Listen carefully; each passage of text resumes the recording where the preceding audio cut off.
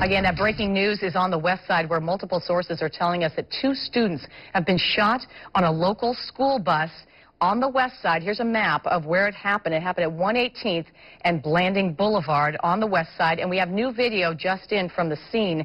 We're told that this is near a Kia car dealership. You can see it right there in the back right side of the screen there.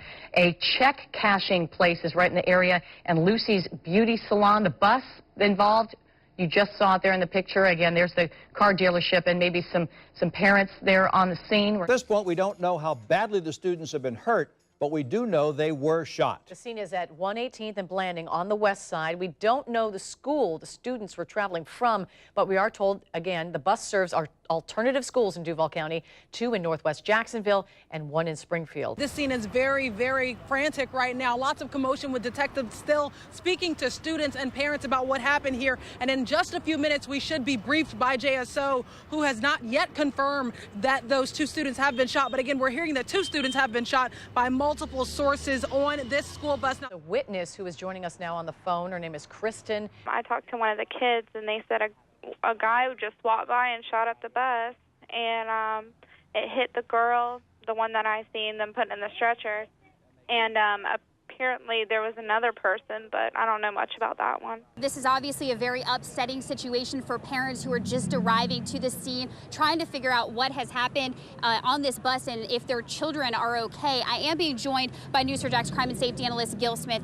These kids are most likely still here being questioned by authorities. What do you think they are being questioned about? What are some of the things that officers may be asking them? They're just going to ask them what they saw, what happened, try to get a description of the person they saw, and just describe everything that happened from the time the person got on the bus and the whole scene as much as possible. You see a lot of parents kind of over there by this other bus. That's where they are gathering. And one woman, as I was over there trying to talk to her, just in tears, saying that she is directly connected to this. And I asked her if her child is okay. She says now he is, just too distraught to speak with me.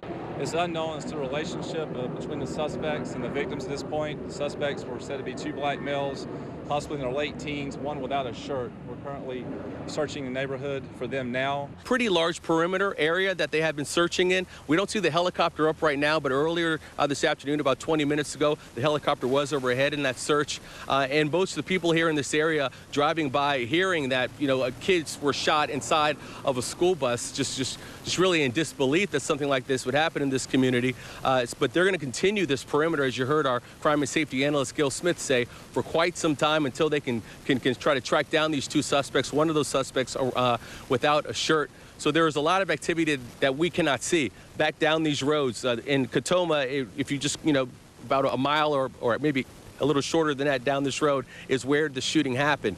So this is the scene out here as cars and neighbors are coming back and forth, learning about the shooting at the bus stop and the shooter still at large. Now, this is the area where Superintendent Vitti is speaking with parents right now, trying to console them. He's also meeting with detectives, getting more information on the description of those 2 men who are now at large near this area. Joining us now is DeAndre and Joseph Taylor, 2 brothers who go to Westside High School. Your thoughts on someone opening fire on young kids on a school bus? I just think it's crazy. I think it's sad that people would just do that for no reason, or because someone's talking crazy to you or said something you didn't like, you would just fire at them on random, and you could endanger them or kill them. It's just sad to me.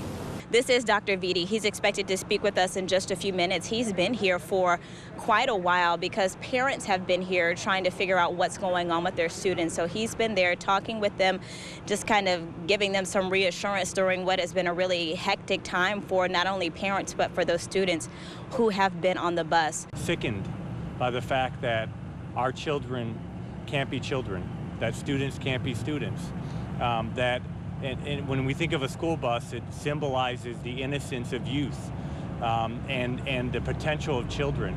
And to think that our own children in Jacksonville cannot ride a school bus home with something this horrific not happening is again another example that violence is run rampant in Jacksonville, in our community.